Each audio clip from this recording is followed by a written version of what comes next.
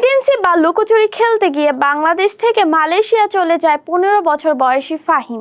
ঘটনাটি ঘটে 2023 সালের 12 জানুয়ারি। এমবি ইন্ট্রিগ্রা নামক একটি জাহাজ কন্টেইনার নিয়ে চট্টগ্রাম বন্দর ত্যাগ করে। সেখানে লুকোচুরি খেলছিল ফাহিম ও তার বন্ধুরা। ফাহিম খেলার মধ্যে সেই জাহাজের একটি কন্টেইনারে লুকিয়ে পরে সেখানেই কিছুক্ষণ অপেক্ষা করার পর সে ঘুমিয়ে পড়ে। ঘুম থেকে উঠে দেখে কন্টেইনারের দরজা লাগানো। চিৎকার করার পরেও কেউ কন্টেইনারটি খুলে দেয়নি। মালয়েশিয়ার বন্দর কর্মীরা ও পুলিশ প্রায় এক সপ্তাহ পরে 17 জানুয়ারি প্লট ক্লাং এ তাকে খুঁজে পায়। এ সময় ক্লান্ত ক্ষুধার্ত অবস্থায় সে কাঁদছিল।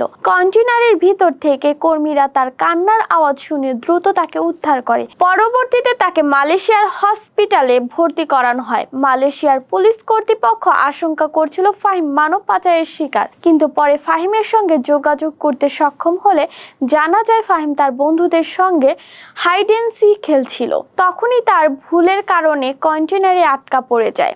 অবাক করা বিষয় হলো, টানা 7 দিন অন্ধকারে আটকা কন্টেইনারে কোনো পানি বা খাবার ছাড়াও ফাহিম জীবিত ছিল। পরবর্তীতে ফাহিম সুস্থ হলে তাকে একই জাহাজে বাংলাদেশ ফেরত পাঠানো হয়। সুপ্রিয় দর্শক, আজকে এই পর্যন্ত। এরকম নিত্য নতুন খবরাখবর পাওয়ার জন্য আমাদের সঙ্গেই থাকবেন।